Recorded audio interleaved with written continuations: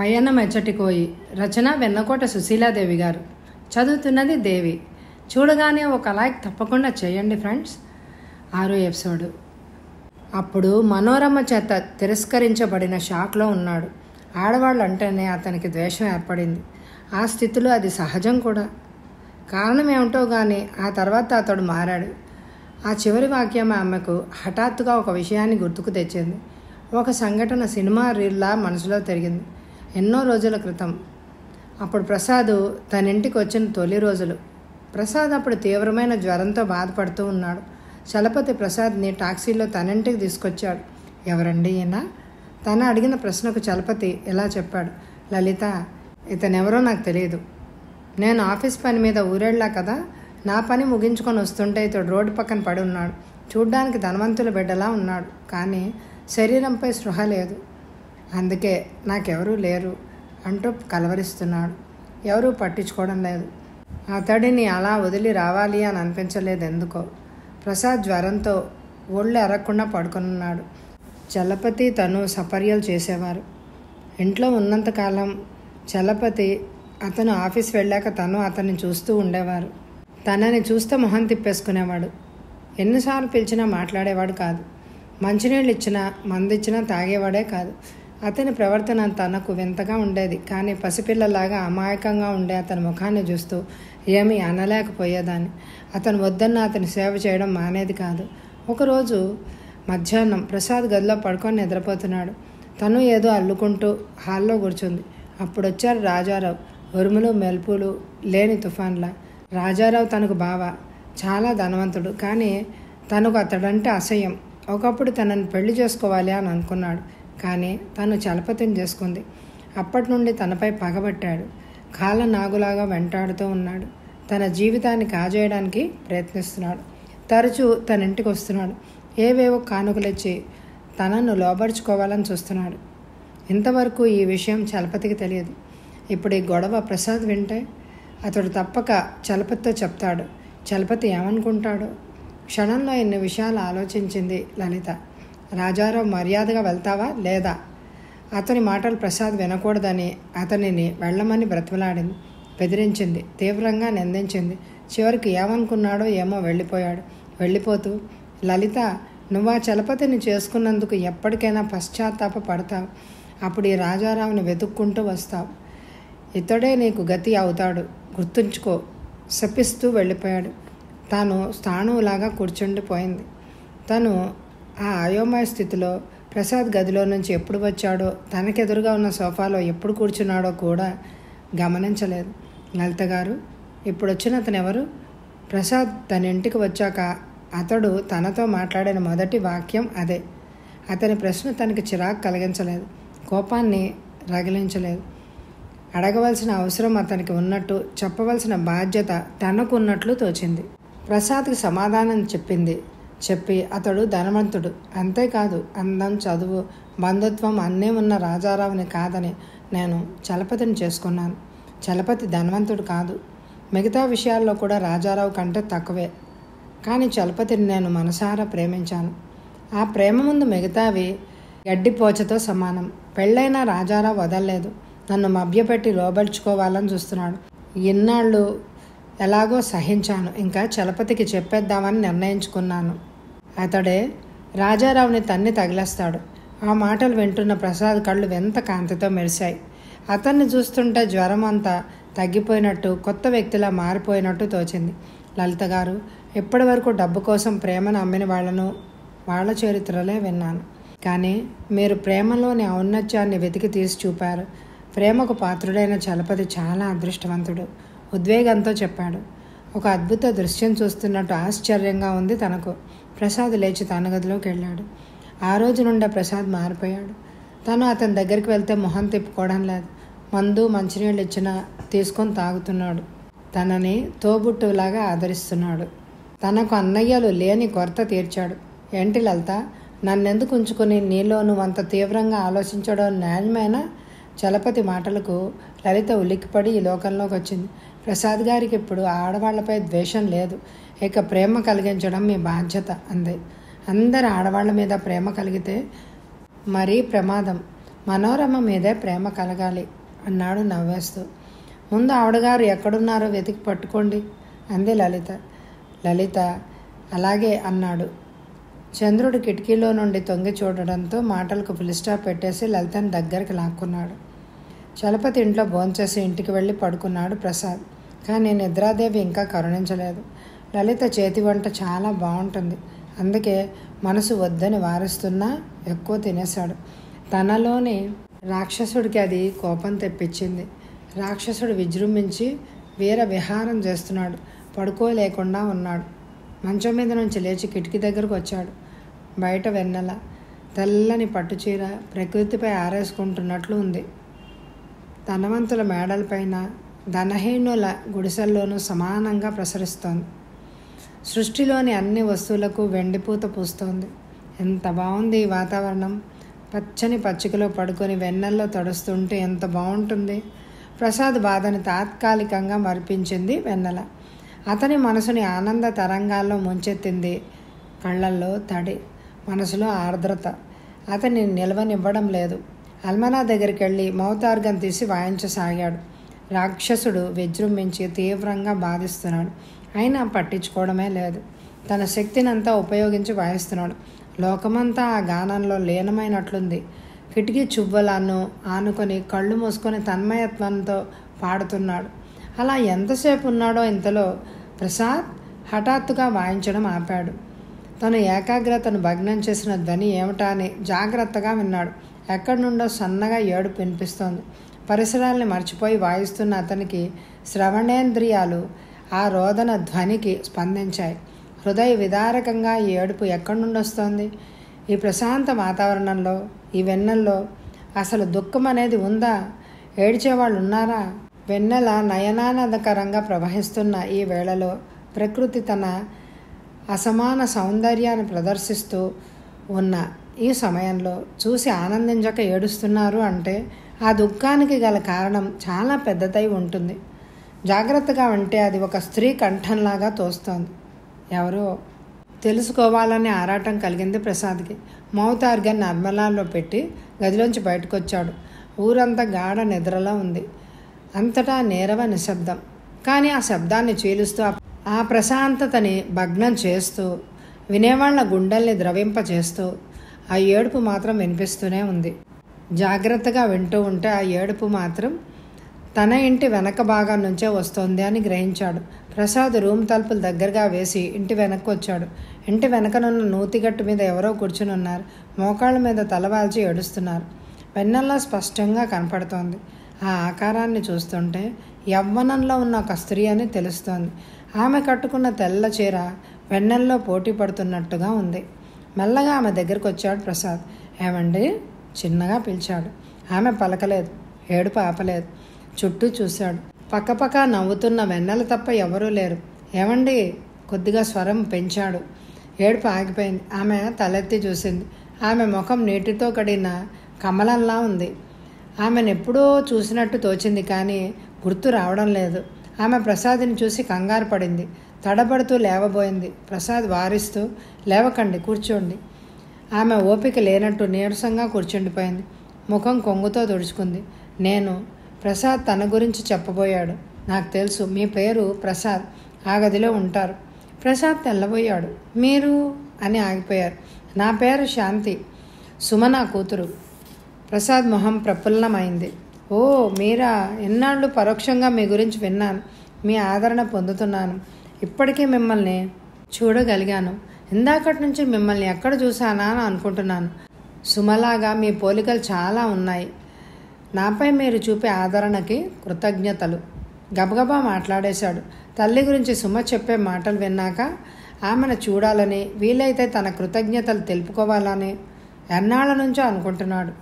ఎన్నాళ్లకు ఆ అవకాశం కలిగింది. ఆ ఆనందంలో తను ఇక్కడికి వచ్చిన కారణం కూడా మర్చిపోయాడు. మీరు నన్ను ఎక్కువగా పొగిడేస్తున్నారు. మీకు నేను చేసింది ఏముంది? అలా అనకండి. నా వాళ్ళందరూ నాకు దూరం అయ్యారు. ఎవ్వరూ లేని అనాథనం. ఈ ఒంటరివాడికి ప్రేమతో టిఫిను కాఫీ పంపిస్తున్నారు. ఎందుకమ్మా నాపై మీకెంత ఆదరం? ప్రసాద్ కళ్ళలో నీళ్లు చిప్పిల్లాయి. కంఠం వణికింది. శాంతి తెల్లబోతూ, మీకెవరూ లేరా? అరే, నాకు ఈ విషయం తెలీదే. పోనీయండి. అవి దేనికి ఇప్పుడు? సుమం ఇలానే అందమైంది, తెలివైంది. ఏ విషయమైనా ఒక్కసారి చెప్తే చాలు ఇట్టే గ్రహించేస్తుంది అంటూ ప్రసాద్ సంభాషణ మార్చాడు. సుమకు నా లక్షణాలు రాకున్నా, నా దురదృష్టం రాకుండా ఉంటే చాలు. విచారం దాచుకుంటూ నవ్వింది. ఆ మాటతో ప్రసాద్ స్పృహలోకి వచ్చాడు. తనక్కడికి రావాల్సిన పరిస్థితి గుర్తొచ్చింది. మీరెందుకు బాధపడుతున్నట్టు? పెళ్ళైన స్త్రీ దుఃఖించింది అంటే దానికి కారణం ఎవరో ఏమిటో మీరు ఊహించవచ్చు. అవును, దీనికి కారణం గోపాలమే. వెన్నెల రేకుల మేగడ తొరకలాగా సున్నితంగా సుకుమారంగా ఉన్న ఈమెను బాధించడానికి మనసు ఎలా ఒప్పిందో గోపాలానికి అని అనుకున్నాడు ప్రసాద్. ఆమెను ఎలా ఓదార్చాలో తెలియలేదు. సుమ లేకపోతే ఏనాడో ఈ బావిలో పడి కష్టాల నుండి విముక్తి పొందేదాన్ని ఎటో చూస్తూ అంది. ప్రసాద్ భయపడిపోయాడు. మనిషి ఎంతటి హీన స్థితిలో ఉన్నా ప్రాణం మీద తీపి ఉంటుంది. కనీసం ప్రాణాలతో బ్రతుకుంటే చాలు అని అనుకుంటాడు. ఆమెకు అది కూడా లేదంటే జీవితం పైన ఎంత విసుగు పుట్టి ఉంటుందో. శాంతి గారు, మనిషికి కష్టాలు తప్పవు, ఓర్చుకోవాలి. దుఃఖిస్తూ కూర్చుంటే జీవితంలో ఇక దుఃఖమే మిగులుతుంది. తనకు తెలిసిన మాటలతో ఓదార్చబోయాడు. చూడండి ప్రసాద్ గారు, ఎటువంటి మాటలు చెప్పడానికి వినడానికి బాగుంటాయి, కానీ ఆచరణలో అసాధ్యం. పోనీయండి, ఏం చేస్తాం? నాకిలా ఏడవడం అలవాటైపోయింది. కొన్నాళ్ళు పోతే ఏడవడానికి ఆ కన్నీళ్లు కూడా ఉండవు. పెదవులపైకి నవ్వు తెచ్చుకుంది. ప్రసాద్ జాలిపడ్డాడు. ఈ వివాహ బంధాన్ని గొప్ప ఆశయంతో మన పెద్దలు ఏర్పరిచారు. మానవుడు ఒంటరిగా జీవించలేడు. అందుకే అన్ని విధాల అనురూప్యమైన యువతి యువకులు శారీరకంగా మానసికంగా కలిసి కష్టసుఖాల్లో ఒకరికొకరు అండగా నిలిచి జీవితపు బాటలో చెయ్యి కలుపుకొని పయనించాలి. వివాహ బంధాన్ని ఏర్పరిచిన పెద్దల ఆశయం కూడా అదే. కానీ కాలగమనంలో వివాహ వ్యవస్థ, దాని లక్ష్యాలు మారిపోయాయి. ఎన్నో నిర్వచనాలు చేరిపోయాయి. తనకు జీవితంలో కలిగిన అనుభవాలను బట్టి ప్రతి వ్యక్తి తలోక నిర్వచనం ఇవ్వసాగాడు. తన కాలేజీ లెక్చరర్ ఒక ఆయన అంటుండేవాడు, వివాహం అనేది ఒక బంగారు పంజరమోయ్. బయట వాళ్ళు లోపలికి రావాలని ఆశపడతారు, పంజరం లోపల ఉన్న వాళ్ళు మాత్రం బయటికి పోవాలని కోరుకుంటారు. చాలా విచిత్రంగా ఉందోయ్. తనకి మాటలు చాలా వచ్చాయి. పరస్పర ప్రేమ అవగాహన లేకపోవడమే వివాహాలు ఫెయిల్ అయిపోతున్నాయోయ్. మరోసారి మ్యారేజ్ మీద లెక్చర్ ఇస్తూ చెప్పాడు. అది ముమ్మాటికి సత్యం. దీనికి తన జీవితం, ఇప్పటి శాంతి జీవితం నిదర్శనాలు. కానీ ఇవన్నీ అనుకునే లాభమేముంది? భారతీయ రాజ్యాంగంలో వివాహాలు తేలిగ్గా, విడాకులు కఠినంగా అమలు జరిగేటట్లు చూడబడింది. ఏంటి ప్రసాద్ గారు ఆలోచిస్తున్నారు? నా గురించేనా? దానివల్ల తలనొప్పే కానీ ప్రయోజనం ఉండదు. శాంతి లేచింది. వెళ్తున్నారా? ఆమెను ఇంకా ఎన్నెన్నో చెప్పి మాటలు ఓదార్చాలి అని అనుకున్నాడు. ఆమెకు ధైర్యం కలిగించాలని, బ్రతుకుపై మమత కలిగేలా ఏర్పాటు చేయాలని ఎంతో ఉంది. కానీ గొంతులో నుంచి ఒక్క మాట కూడా పెక్కలేదు. మీకు నిద్ర పాడు చేశాను, క్షమించండి. ఇక నుండి నా బాధను నా మనసులోనే దిగమింగుకోవడానికి ప్రయత్నిస్తాను అంది శాంతి. ప్రసాద్ మనసు విలవిల్లాడిపోయింది. గోపాలంపై చెప్పరాని కోపం వచ్చింది. గోపాలం లాంటి మూర్ఖుడు మీ భర్త కావడం నాకు చాలా బాధ కలిగిస్తోంది. ఆయన్నేమి అనకండి, అంతా నా దురదృష్టం అంటూ వడివడిగా తన ఇంట్లోకి వెళ్ళిపోయింది శాంతి. ఆమె సహనానికి అబ్బురపడ్డాడు. ఆనాడు లలిత చలపతి కంటే అన్ని విధాల ఉన్నతుడైన రాజారావుని తిరస్కరించింది. చాలని జీతంతో బాధపడుతున్నా ప్రలోభకు లొంగలేదు. చలపతిని విడిచి వెళ్ళలేదు. అతనిపై ప్రేమ ఏమాత్రం తగ్గలేదు. ఇప్పుడు శాంతి భర్త చేతిలో హింసలు పడుతున్నా అతన్ని పల్లెత్తు మాట అనడం లేదు. అతనిపై గౌరవం తగ్గిపోలేదు. అంతా తన దురదృష్టం అనుకుంటోంది. వీళ్ళలా ఎందుకున్నారు? వివాహ వ్యవస్థపై గౌరవమా, లేక భర్తలపై నిజంగానే ప్రేముందా? మరి తను మనోరమని ఎంత గాఢంగా ప్రేమించాడు. ఆమెలేని జీవితాన్ని ఊహించలేకపోయాడు. ఆమె కోసం అందరినీ వదులుకున్నాడు. కానీ ఆమె తనని గడ్డి పోల్చ కింద తీసిపారేసింది. అనరాని మాటలంది. ఎందుకని? ఆమె తనని ప్రేమించడం లేదు, తన డబ్బుని ప్రేమించింది. తనని ప్రేమించినట్లు నటించింది, అంతే. మనోరమపై కలిగిన అనుభవంతో తనకు స్త్రీ జాతి మీదే నమ్మకం పోయింది. ద్వేషం, అసహ్యం కలిగాయి. స్త్రీలందరూ నయ వంచకులే అనుకున్నాడు.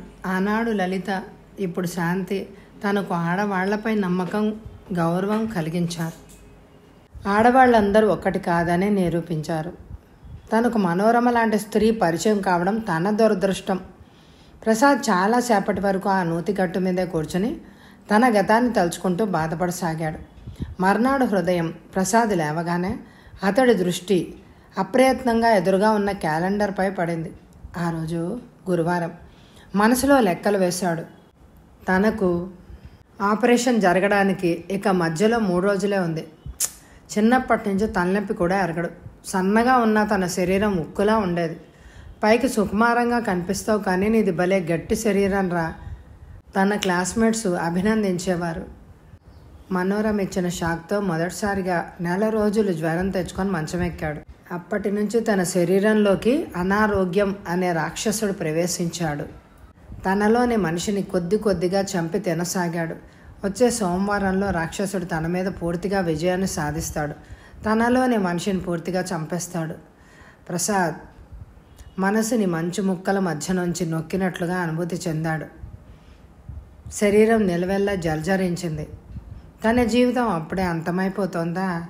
ఏ అనుభవం పొందకుండానే అందరికీ దూరమై ఒంటరిగా ఈ ఊళ్ళో తన జీవితం రాలిపోతుందా? బాధ, దుఃఖం కాని భావం ఏదో మనసును ఉపయోగసాగింది. కళ్ళు మూసుకొని చాలాసేపు అలాగే పడుకుండిపోయాడు. పక్కింట్లో గడియారం 8 గంటలు కొడుతుండగా సృహలోకి వచ్చాడు. ఉలిక్కి పడుతూ లేచి కూర్చున్నాడు. గబగబా తయారై బయటకు వచ్చాడు ప్రసాద్. వరండాలో ఎప్పటిలా ఇల్లుగల ఆయన కనపడలేదు. శాంతి వాళ్ళ వాటా కూడా నిశ్శబ్దంగా ఉంది. అది కొంత ఆశ్చర్యం కలిగించిన టైం అయిపోయింది అందంతోనే తొందరగా ఆ విషయాలు ఏమీ పట్టించుకోకుండా వడివడిగా బస్ స్టాప్ దగ్గరికి వచ్చాడు. యథాప్రకారం అక్కడ పెద్ద క్యూ ఉంది. ప్రసాద్ తన ముందున్న మనుషుల వైపు చూశాడు. మాలతి కనిపించలేదు. బాజీ చూసుకున్నాడు. ఆమె వచ్చే టైం దాటింది కూడా. ఎందుకు రాలేదో? నిన్న కూడా రాలేదు. బహుశా అమ్మాయికి ఒంట్లో బాగాలేదేమో. ఇంట్లో పని, ఆఫీస్ పని, ఎంత చిన్న వయసులో విశ్రాంతి ఎరగని శ్రమ చేస్తూ ఉంటే ఆరోగ్యం చెడిపోక ఏమవుతుంది? ఆమె జ్వరంతో మంచం మీద పడుకుని ఉంటుంది. కనీసం మందిచ్చేవాళ్ళు ఉన్నారో లేరో. ఒకసారి తను వెళ్ళి చూస్తే తన ఆలోచనకి తనకే నవ్వొచ్చింది. ప్రసాద్కు ఒక్కొక్కసారి తన పరిస్థితి చాలా చిత్రంగా తోస్తుంది. అందరి గురించి ఆలోచిస్తాడు. ఎవరైనా బాధపడుతుంటే మనసు ఎందుకో విలవిల్లాడిపోతుంది. ఎవరైనా కన్నీళ్లు పెట్టుకుంటే చూడలేడు. చిన్నప్పటి నుంచి తన మనస్తత్వం అంతే. ఈ మధ్య కొంతకాలం కరడు కట్టిందే కానీ మళ్ళీ ఇప్పుడు యథాస్థితికి వచ్చేసింది. ఆలోచిస్తున్న ప్రసాద్కి అంత దూరంలో మాలతి గబగబా నడిచి వస్తూ కనిపించింది. అయితే ఒంట్లో బాగానే ఉందన్నమాట. గబగబా వచ్చి ప్రసాద్ వెనక నిలబడింది. ప్రసాద్ పలకరింపుగా నవ్వాడు. ఇవాళ లేట్ అయినట్టున్నారు? అవును. క్షణమాగి, నిన్న మీరు రాలేదే అడిగాడు ప్రసాద్. ఆ అమ్మాయి చిన్నగా నవ్వుతూ, మా ఇంటికి చుట్టాలు వచ్చారు అంది. మాలతి గారు, మీ ఇల్లు ఇక్కడికి దగ్గరేనా? ఒక క్షణం ఆగి, ప్రసాద్ గారు, నాదొక చిన్న కోరిక అంది మాలతి. ఏమిటండి అది? సాయంత్రం మీరు ఒకసారి మా ఇంటికి రావాలి అంది మాలతి. ప్రసాద్ ఆశ్చర్యంగా, ఎందుకు అని అడిగాడు. ఇప్పుడు కాదు, సాయంత్రం చెప్తానే. మా ఇంటి అడ్రస్ ఇదిగోండి. ఎందుకా అనుకుంటూ కాగితం జేబులో పెట్టుకున్నాడు. ఇంతలో బస్సు వచ్చింది. ఇద్దరు బస్సు ఎక్కారు. ఆ రోజు ఆఫీసులో చలపతి ఏదో విచారంగా ఉన్నట్టు కనిపించాడు. ఎప్పటిలా హుషారుగా లేడు. కారణం ఊహించలేకపోయాడు ప్రసాద్. 1:30 వరకు ఎప్పటిలాగా చలపతి ప్రసాద్ దగ్గరకు రాలేదు. తనే చలపతి దగ్గరికి వెళ్ళి క్యాంటీన్కి వెళ్దాం అని రమ్మని పిలిచాడు. చలపతి యాంత్రికంగా వెళ్ళాడు. క్యాంటీన్లో కూర్చున్నాక ప్రసాద్ అడిగాడు, చలపతి అలా ఉన్నావేంటి? చలపతి మౌనం వహించాడు. నా దగ్గర కూడా రహస్యమేనా? నిష్ఠూరంగా అన్నాడు ప్రసాద్. చలపతి తడబడుతూ, అబ్బే అదేం కాదు, రాత్రి రాజారావు వచ్చాడు అనేశాడు. ఇంకేం చెప్పాలో తెలియక అతని మాటతో ప్రసాద్కి అర్థమైంది. రాజారావు అని చలపతి విచారంలో వివరించబోయాడు. ప్రసాద్ మధ్యలోనే అందుకున్నాడు. నాకు తెలుసు, రాజారావు లలిత బావగారు. అంతేకాదు, తనని చేసుకోలేదు అనే కోపంతో లలితని వేధించే దుర్మార్గుడు. అంతేనా? ప్రసాద్ మాటలకు చలపతి తెల్లబోయాడు. ఇదంతా నీకెలా తెలుసు ప్రసాద్? ప్రసాద్ ఆనాటి సంఘటన వివరించాడు. పక్క గదిలో పడుకుని నేనంతా వింటూనే ఉన్నాను. నాకెక్కడ నిద్రాభంగం అవుతుందోనని లలిత ఎంతో మెల్లగా మాట్లాడుతోంది. కానీ అతడు ఎంత రెచ్చిపోసాగాడు. నిన్ను నిందిస్తున్నాడు, లలితను ప్రలోభ పెడుతున్నాడు. ఇక లలిత భరించలేక అతని చెంప పగలగొట్టి బయటికి తరిమింది. అతను ఎంత తీయగా కబుర్లు చెప్పాడంటే మరొక స్త్రీ అయితే మరిచిపోయేవారు. చలపతి, లలిత లాంటి స్త్రీని భార్యగా పొందడం నా అదృష్టం, ప్రసాద్ ఆవేశంగా చెప్తున్నాడు. చలపతి ఎటో చూస్తూ ఆలోచిస్తున్నాడు. చలపతి, మాట్లాడవే, ఏమిటి నీ ఆలోచన? వాడిని ఎలా వదిలించుకోవాలా అని నేనుండగానే స్వతంత్రంగా నా ఇంటికి వచ్చాడు. వాడికి ఎంత ధైర్యం! ఓ సదా, దానికంత ఆలోచన దేనికి? ఈసారి వస్తే పోలీసులకు ఫోన్ చేస్తానని బెదిరించు. అంతగా అవసరమైతే నేనే పోలీసు వేషం వేసుకొస్తాలే. ప్రసాద్ నవ్వాడు. చలపతి, నువ్వు ఎదురు తిరిగితే వాడేం చేయలేడు. బహుశా వాడు ఇప్పుడు లలితపై నీకు నేరం చెప్పి నీ మనసుని కలుషితం చెయ్యాలనే ప్రయత్నంలో ఉన్నాడేమో అన్నాడు తనే. ప్రసాద్ ఆశ్చర్యంగా చూశాడు. అవును, అదే ప్రయత్నంలో వచ్చాడు. నీకు ఈ విషయం ఎలా తెలిసింది? ప్రసాద్ నవ్వేశాడు. ఆ మాత్రం ఎవరైనా ఊహించగలరు. ఇటు పని కాకపోతే అటునుంచి నరుక్కొస్తాడు. చలపతి, నువ్వు జాగ్రత్తగా ఆలోచిస్తే సర్వం బోధపడుతుంది. కానీ ప్రస్తుతం నీ మనసంతా లలితపై అనుమానంతో నిండిపోయింది, అవునా? సూటిగా అడిగాడు. అబ్బే లేదు లేదు లేదు చలపతి తడబడ్డాడు. చలపతి, ఆ దేవతను అనుమానిస్తే నీకంటే దుర్మార్గుడు మరొకడు ఉండడు. నీకోసం ఐశ్వర్యాన్ని అయిన వాళ్ళందరినీ కాదనుకుంది. చాలని జీతంతో అవస్థపడుతూ కూడా లేమిలోనే స్వర్గాన్ని చూస్తున్న ఆమెను నువ్వు అనుమానిస్తున్నావు. నిన్ను ప్రాణాధికంగా ప్రేమించే లలితను అనుమానిస్తే నిన్ను ఆ భగవంతుడు కూడా క్షమించాడురా చలపతి. ఆవేదన మిళితమైన స్వరంతో అన్నాడు. చలపతి కదిలిపోయాడు. ప్రసాద్, క్షమించరా. రాజారావు మాటలు విన్నాక కలత చెందిన మాట వాస్తవమే. కానీ నువ్వు నా కళ్ళు తెరిపించావు, అజ్ఞాన అంధకారంలో పడిపోకుండా రక్షించావు. చాలా థ్యాంక్స్ రా. ఇద్దరూ కాఫీ తాగి లేచారు. నీ అనుమానంతో ఆమెనేదైనా బాధించావా? సాయంత్రం అవగానే వెళ్ళి ప్రాయశ్చిత్తం చేసుకో, ప్రసాద్ నవ్వుతూ అన్నాడు. చలపతి మాట్లాడలేదు. అతనికి ఆ క్షణంలో లలిత ముందుకెళ్ళి వాలాలనుంది. టైం ఎంత అయింది ప్రసాద్? ఇంకా 5 కాలేదులే, పద. ఇద్దరు లోపలికొచ్చి ఎవరి సీట్లో వాళ్ళు కూర్చున్నారు. సాయంత్రం 5 కొట్టగానే చలపతి ఫైళ్లు మూసేశాడు. ప్రసాద్ దగ్గరకు వచ్చి, నేను వెళ్తానురా, సమాధానం కోసం చూడకుండా గబగబా వెళ్ళిపోయాడు. అతడి హడావిడికి కారణం గ్రహించిన ప్రసాద్ మనసులోనే నవ్వుకున్నాడు. 5:30కు ప్రసాద్ కూడా బయటకు వచ్చాడు. బస్టాప్కు నడవబోతుండగా మాలతి ఆహ్వానం గుర్తుకొచ్చింది. ఆమె ఎందుకు రమ్మందో తప్పకుండా ఆమె ఇంటికి వెళ్ళాలి అని అనిపించింది. ఆటో ఎక్కి మాలతి చెప్పిన అడ్రస్ గుర్తుల ప్రకారం ఇంటిని వెతికాడు. ఎక్కువ శ్రమ పడకుండానే కనుక్కోగలిగాడు. ఆటో దిగి డబ్బులు ఇచ్చాడు ప్రసాద్.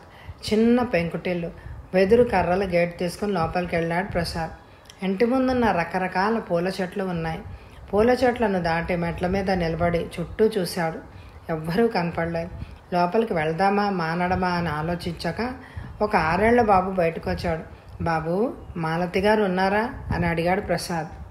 ఆంటీ ఉందండి, పిలుచుకొస్తాను అని ప్రక్క గుమ్మంలోకి వెళ్ళి మాలతితో తిరిగొచ్చాడు. ప్రసాద్ని చూసి సంభ్రమంగా రండి రండి, మీకోసమే చూస్తున్నాను ఆహ్వానించింది.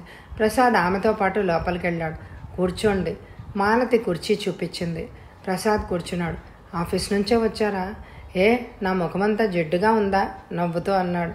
అబ్బే, అలసటగా కనిపిస్తూ ఉంటేను మీరు మాత్రం చాలా ఫ్రెష్గా ఉన్నారు. మాలతి నల్ల చుక్కలున్న నీలం రంగు చీర కట్టుకుని వదులుగా జడేసుకుని సన్నజాజి మాల పెట్టుకుంది. చక్కగా కడిగిన ముత్యంలా ఉంది. ప్రసాద్ మాటలకు మాలతి నవ్వుతూ, నేను మధ్యాహ్నం సెలవు పెట్టాను అంది దానికి సమాధానంగా. ఇంతకీ ఏదో విశేషమని చెప్తున్నారు? అప్పుడైనా కాసేపు ఉండండి, శుభవార్త చెప్పేస్తాను. ఏమిటో అంత సస్పెన్స్? ఉండండి, ఇప్పుడే వస్తాను. మాలతి లోపలికి వెళ్ళింది. ప్రసాద్ ఆ శుభవార్త ఏమిటా అని ఆలోచిస్తూ కూర్చున్నాడు. ఉద్యోగంలో ప్రమోషన్ ఏమైనా వచ్చిందేమో, జీవితంలో ప్రమోషన్ వచ్చినా లేక లాటరీ వచ్చిందా? తన ఆలోచనలకి తనే నవ్వుకున్నాడు. మాలతి 2 ప్లేట్లతో వచ్చింది. ఒక ప్లేట్లో రవ్వ కేసరి, మరో ప్లేట్లో మిక్స్చరు. వాటిని స్టూల్ మీద పెట్టి ప్రసాద్ ముందుకు జరిపి తీసుకోండి అంది. వాటిని చూసి మళ్ళీ ఉపద్రవం వచ్చిందే అనుకున్నాడు ప్రసాద్. సారీ, నేనేం తినలేనండి, ఒంట్లో బాగాలేదు. పోనీ కొద్దిగా స్వీట్ తినండి, దయచేసి బలవంతం చేయకండి. మాలతి ఇంకా రెట్టించలేదు. కాఫీ తాగండే, తీసుకొస్తానంటూ మాలతి లేవబోయింది. ప్రసాద్ మళ్ళీ కంగారు పడిపోయాడు. ప్లీజ్ మాలతి గారు, అటువంటి మర్యాదలు చేయకండి. నేను మరి కాసేపు కూర్చోవాలని మీకుంటే నన్ను ఇలా వదిలేయండి అన్నాడు ప్రసాద్ బ్రతిమలాడే ధోరణిలో. లిప్తకాలం ప్రసాద్ మొహంలోకి చూసిన మాలతి మాట్లాడకుండా ఊరుకుండిపోయింది. అమ్మయ్య, రక్షించబడ్డాడు అనుకున్నాడు ప్రసాద్. అమ్మ మాలతి, లోపల నుండి ఆడగొంతు వినిపించింది. మా అత్తయ్య ఉదయం ఊరి నుంచి వచ్చింది. ఆమెతో మా బావ కూడా వచ్చాడులేండి, ఇంట్లో లేడు, ఇంకొద్దిసేపట్లో వస్తాడు అని మాలతి లేచి ఇంట్లోకి వెళ్ళింది. తర్వాత షర్బత్ గ్లాస్తో తిరిగి వచ్చింది. ఏదైనా తీసుకోండి, మా అత్తయ్య కోరిక నవ్వుతూ అందించింది. మాలతికి తనపైన ఉన్న అభిమానం అతన్ని కదిలించింది. ఈమెకు తనపై ఎందుకింత ఆదరణ? ఈమెకు తను చేసిన ఉపకారం ఏముంది? చిన్నప్పుడు చదువుకున్న ఒక పదం గుర్తొచ్చింది. సూర్యుడు అడగకుండానే వెలిగిస్తాడు, మేఘాలు కోరకుండానే నీటినిస్తాయి. అలాగే మంచి మనసున్న వాళ్ళు అకారణంగానే ఇతరులపై అభిమానాన్ని ప్రదర్శిస్తారు. ఏంటి ఆలోచిస్తున్నారు? మన ఇద్దరి మధ్య పరిచయం తక్కువ, అయినా నాపై మీకెందుకంత ఆదరణ? అదా, నవ్వింది మాలతి. ఆనాడు బస్సులో పడకుండా రక్షించాడు. ఆ సమయంలో నేనే కాదు, ఇంకెవరున్నా మిమ్మల్ని ఆదుకుంటాను. ప్రసాద్ గారు, పరిచయాలకు, కారణాలకు, స్నేహానికి నిర్వచనాలు చెప్పలేం. ఎందుకో మీరంటే గౌరవం. ఎన్నాళ్ళు నాకు ఒక అన్నయ్య లేడే అని విచారం ఉండేది. మీ పరిచయం నాకు ఆ కొరతను తీర్చింది. మాలతి కళ్ళు చెమ్మగిల్లాయి. మాలతి మాటలకు హఠాత్తుగా తన చెల్లెలు గుర్తుకొచ్చింది ప్రసాద్కి. బహుశా ఈ పాటికి సంసార తాపత్రయంలో మూలిగి తేలుతూ ఉంటుంది. ఈ అన్నయ్య అసలు గుర్తున్నాడో లేడో? ఏమిటలా అయిపోయారు? నేనేమన్నా తప్పుగా మాట్లాడానా? అంది మాలతి. లేదు లేదు, ఎవరూ లేని ఒంటరి బ్రతుకు ఒక చెల్లెలు లభించింది. అది నా అదృష్టంగా భావిస్తున్నాను, ఆనందిస్తున్నాను. ప్రసాద్ గొంతు ఆర్ద్రంగా పలికింది. ప్రసాద్ గారు, నాకు చెల్లి, తమ్ముడు ఉన్నారు. నాన్నకు పక్షవాతం, కదలలేరు. వీటికి తోడు డబ్బు లేకపోవడం. ఈ సమస్యలో నాకు ఒక అన్నయ్య ఉంటే బాగుండను. నా కష్టాలు కొన్ని పంచుకునేవాడు కదా అనిపించింది. ఆమె మాటలకు ఆశ్చర్యం కలిగించింది ప్రసాద్కి. తను ఆమె గురించి ఊహించింది నిజమేనన్నమాట. తన ఊహ నిజమైనందుకు అతడు విస్తుపోతున్నాడు. ఇంటి పని, ఆఫీస్ పని, క్షణం ఏవో సమస్యలు. జీవితానికి ఎప్పుడైనా సుఖమనేది ఉంటుందా అని అనిపించేది. ప్రసాద్ ఆసక్తిగా వింటున్నాడు. మనసులో ఆమె స్థితికి జాలి పడుతున్నాడు. ఇటువంటి పరిస్థితిలో శిథిల గృహంలోకి వెన్నెల దీపంలాగా, మధురమైన దేశనాదంలాగా సిగ్గుపడి ఆగింది. ఏమైంది? ఎవరొచ్చారు? ఆత్రంగా అడిగాడు. మాలతి సమాధానం చెప్పబోతుండగానే గుమ్మంలో టకటకా శబ్దం వినిపించింది. మాలతి గబుక్కని లేచింది. మా బావ వచ్చినట్టున్నాడు. ప్రసాద్ గుమ్మం వైపు చూశాడు. చెక్క కాలుతో అతడు లోపలికి వచ్చాడు. మా బావ శంకరం. బావా, వీరే నేను చెప్పిన ప్రసాద్ గారు. నమస్కారం అండి. శంకరం కుర్చీలో కూర్చోడానికి మాలతి సహాయం చేసింది. ప్రసాద్ గారు, మాలతి ఇలా నాకు జీవితాంతం సహాయం చేయడానికి నిర్ణయించుకుందండి. నేను వద్దన్నా వినడం లేదండి. మీరన్నా చెప్పండి. శంకరం నవ్వుతూ అన్నాడు. ప్రసాద్ తెల్లబోయాడు. మాలతి చెప్పబోయే శుభవార్త ఇదా? ఆమె ఇటువంటి వార్త చెప్తుందనే అనుకున్నాడు. కానీ ఇలా కుంటివాడిని చేసుకుంటుంది అని అనుకోలేదు. మాలతి, మీరు చెప్పదలుచుకున్న శుభవార్త ఇదేనా? అవునండి. ఈరోజు ఉదయమే మా పెళ్లికి నిశ్చితార్థం జరిగింది. ఈ శుభవార్తను వినిపించడానికి నాకున్న ఒకే ఒక ఆప్తులు మీరే. అందుకే మిమ్మల్ని రమ్మన్నాను. శంకరం మధ్యలో కల్పించుకొని, మాలతి, ఇప్పటికైనా ముంచుకుపోయింది ఏమీ లేదు. మన పెళ్ళి క్యాన్సిల్ చేద్దాం. నువ్వు ఇంకొకరిని. శంకరం నోటికి అడ్డం పెట్టింది మాలతి చెయ్యి. అలా అనకు బావా, నేను మనస్ఫూర్తిగానే అంగీకరిస్తున్నాను. ఒకవేళ నీకే నేను నచ్చకపోతే చెప్పు, చిరుకోపంతో అంది. ఆ మాట నేను ఎప్పుడైనా అన్నానా? అలా అనేవాడు పరమ మూర్ఖుడు. మీరేమంటారు ప్రసాద్ గారు? అప్పటి వరకు వాళ్ళ మాటల్ని సరదాగా వింటున్న ప్రసాద్కి అతడు అలా అనేసరికి ఏం చెప్పాలో తెలియక తడబడ్డాడు. అవునవును, మీరు చెప్పేది నిజమే. సరే, ఇక మీరిద్దరూ ఒకటయ్యాక మధ్యలో నేనెందుకు? మాలతి లోపలికి వెళ్ళిపోయింది. శంకరన్ నవ్వాడు. ప్రసాద్ అతని వైపు చూశాడు. పొడుక్కి తగ్గ లావులో, చామనఛాయ రంగులో ఆకర్షణీయంగానే ఉన్నాడు. ముఖ్యంగా అతడి ఉంగరాల జుట్టు ప్రసాద్ని ఎక్కువగా ఆకర్షించింది. ప్రసాద్ గారు, నేను డిగ్రీ పాస్ అయ్యాను, ప్రస్తుతం బ్యాంకులో పనిచేస్తున్నాను. నేను ఇంటర్లో ఉండగానే యాక్సిడెంట్లో కాలిపోయింది. సరైన వైద్యం చేయించుకుంటే వచ్చేదేమో, కానీ మాకున్న ఆర్థిక పరిస్థితికి లొంగిపోవాల్సి వచ్చింది. నాకు కూడా మాలతిని చేసుకోవాలనే ఉండేది, కానీ కుంటివాడిని, నన్ను అంగీకరిస్తుందా అనే సందేహం పీడించేది. వారం క్రితం అమ్మా నాన్నగారు ఏదో పని మీద ఈ ఊరు వచ్చి మాటల సందర్భంలో మాలతిని అడిగారు. ఆమె వెంటనే అంగీకరించిందట. క్షణం ఆగాడు. మాలతి, మంచినీళ్ళు తీసుకురా అని పిలిచాడు. ప్రసాద్ వైపు తిరిగి, మాలతి, ఈ కుంటివాడిని చేసుకోవడం నాకు మనస్కరించలేదు. నా స్వార్థానికి ఆమెని బలి చేస్తున్నానేమో అని అనిపించింది. నాకు మాలతి లభించడం నా అదృష్టం, కానీ ఆమె కూడా అదృష్టవంతురాలే. ప్రసాద్ అప్రయత్నంగా అన్నాడు. శంకరం ఆశ్చర్యంగా చూస్తూ, మీరు ఆ మాట అంటున్నారా? స్త్రీ అయినా పురుషుడైనా తనను ప్రేమించే వ్యక్తి దగ్గరే సుఖపడతారు. ఎటువంటి అపకారాలు, అవరోధాలు ఆ సుఖానికి అడ్డురావు. జీవితం సుఖంగా సాగడం మంచి మనసు చాలు. మీకు అవి ఉన్నాయి. మీరిద్దరు అదృష్టవంతులే. మీ జీవితాలు హాయిగా సాగాలని మనసారా కోరుకుంటున్నాను మనస్ఫూర్తిగానే అన్నాడు. ప్రసాద్ గారు, మీ ఆశీర్వచనాలు మీరు మనసారా దీవిస్తే మా కాపురం చల్లగా సాగుతుంది నిండుగా అన్నాడు శంకరం. మాలతి మంచినీళ్ళ గ్లాసుతో వచ్చింది. ఎవరిని దీవించమంటున్నావు బావా? ప్రసాద్ గారినే. ఇప్పుడు కాదు దీవించేది, మన పెళ్ళికి వచ్చి అప్పుడు మనల్ని ఆశీర్వదించండి అంది నవ్వుతూ. ఎప్పుడు మీ పెళ్ళి? ప్రసాద్ అడిగాడు. వచ్చే నెల మొదటి వారంలో తప్పకుండా వస్తారు కదూ? ఉత్సాహంగా అడిగాడు. బ్రతికుంటే తప్పకొస్తాను మనసులో అనుకున్నాడు. పైకి మాత్రం అలాగేనంటూ తలూపాడు. ప్రసాద్ గారు, మాలతి మీ గురించి చాలా చెప్పిందండి. మీరు అప్పుడెప్పుడో తనని రక్షించానని చెప్పారట కదా? అవునండి. ఆడపిల్ల కనబడగానే వెకిలి వేషాలు వేసే మగాళ్ళున్న ఈ కాలంలో మీలాంటి సంస్కారవంతులు చాలా అరుదు. మేమెక్కడ ఉన్నా మిమ్మల్ని మర్చిపోమన్నాడు శంకరం. అతను తనని పొగుడుతుంటే సిగ్గు కలిగిన సాటి వ్యక్తిని పొగిడేంత ఔన్నత్యం అతనిలో ఉన్నందుకు అబ్బురపడ్డాడు.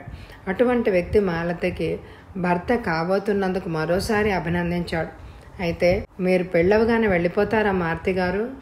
అవునండి, నేను ట్రాన్స్ఫర్ చేయించుకుంటాను. మా వాళ్ళందరినీ నాతో పాటు తీసుకెళ్తున్నాను. మా బావ వాళ్ళని మనతో పాటే ఉండమని అంటున్నాడు అంది మాలతి. వాళ్లకు మేం తప్ప ఎవరున్నారు? వాళ్ళ నాన్నగారు కదలలేరు. మిగతా ఇద్దరు చిన్నవాళ్ళు. కనీసం మాలతి తమ్ముడికి ఉద్యోగం వచ్చేవరకైనా ఆ బాధ్యత నా మీద వేసుకోక తప్పదు కదా శంకరం గారు. ఈ కాలంలో మీలాంటి వాళ్ళు అర్థండి. పెళ్ళైన మరుక్షణమే అత్తవారిని పీక్కు తినేవారే గాని వాళ్ళ బాధ్యతలు కూడా భరించేవారు ఎవరుంటారు అన్నాడు ప్రసాద్.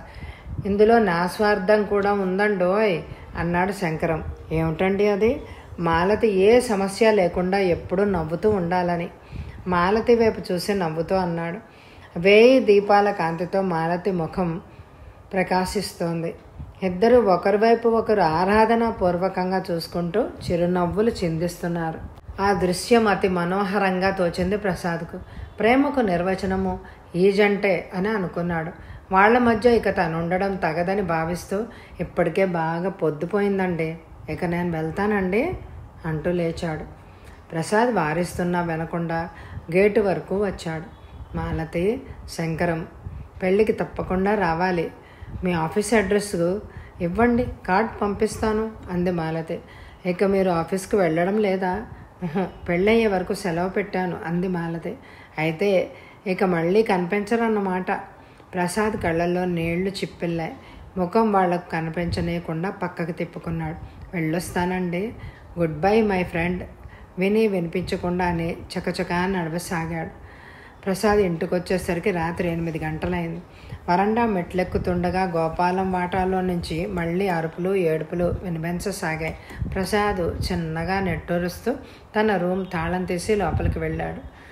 బట్టలు మార్చుకోబోతుండగా సుమ పరిగెట్టుకుంటూ వచ్చి ప్రసాద్ని చుట్టుకుపోయి ఏడవసాగింది. ప్రసాద్ కంగారు పడ్డాడు. చటుక్కున సుమని ఎత్తుకుని చెంపల మీద కారుతున్న నీటిని తుడిచాడు. ఎందుకమ్మా, ఎందుకు ఏడుస్తున్నావు అని అడిగాడు. బాబాయ్, నాన్న అమ్మని కొడుతున్నాడు, నువ్వు వచ్చి అమ్మని కొట్టొద్దని చెప్పవా ఏడుస్తూ అంది. ప్రసాద్ హృదయం ద్రవించిపోయింది. అలాగేనమ్మా, నువ్వు అలా కూర్చో అని మంచం మీద కూర్చోబెట్టాడు. ఇంతలో తలుపులు తీసిన చప్పుడు.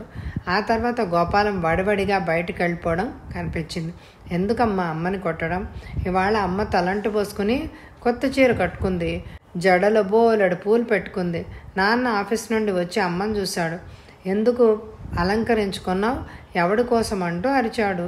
పూలు తెంచేశాడు, చీర చింపేశాడు, అమ్మను కొట్టాడు. బాబాయ్, అమ్మ చక్కగా తయారైతే నాన్నకెందుకు అంత కోపం? అమాయకంగా అడిగింది సుమ. కోపం కాదమ్మా, అనుమానం. భార్య తనకంటే అందంగా ఉంది అనే అసూయ. ఆ విషయం సుమకి ఎలా చెప్పాలో అర్థం కాలేదు ప్రసాద్కి. బాబాయ్, నన్ను నాన్న అమ్మని ప్రతిరోజు తిడుతూ ఉంటాడు, కొడుతూ ఉంటాడు. అమ్మేమో ఏడుస్తుంది, నాకు ఏడుపు వస్తుంది, నాన్నని చంపేయాలనిపిస్తుంది. బాబాయ్, అమ్మని నన్ను నాన్న దగ్గర నుండి ఎక్కడికైనా తీసుకెళ్ళవు? దీనంగా అడుగుతున్న సుమని దగ్గరకు తీసుకున్నాడు. అలాగేనమ్మా అంటూ సుమ తృప్తి కోసం మాటిచ్చాడు. కొద్ది క్షణాల తర్వాత సుమ హఠాత్తుగా అతని చేతుల నుండి తప్పించుకుని, బాబాయ్ ఇంటికి వెళ్తాను, అమ్మ ఒక్కతే కూర్చుని ఏడుస్తుందేమో, నేను వెళ్ళి ఓదార్చాలి అని లోపలికి పరిగెట్టింది. సుమపై జాలి కలిగింది. పిల్లలు చక్కగా పెరగడానికి మంచి కుటుంబ వాతావరణం ఎంతైనా అవసరం అని అంటారు. సుమ లాంటి తెలివిగల అమ్మాయి ఈ వాతావరణంలో ఉంటే ఏమైపోతుందో. ప్రసాద్ మంచం మీద పడుకుని ఏదో ఆలోచిస్తూ సిగరెట్ వెలిగించాడు. ప్రసాద్ ధూమపాన ప్రియుడు కాదు.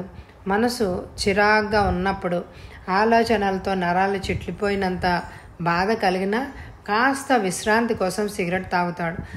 సుమ శాంతి గురించి ఆలోచనలతో మనసులో కకావికిలం అయిపోగా అలసట తగ్గించడానికి అప్పుడప్పుడు వెలిగిస్తాడు.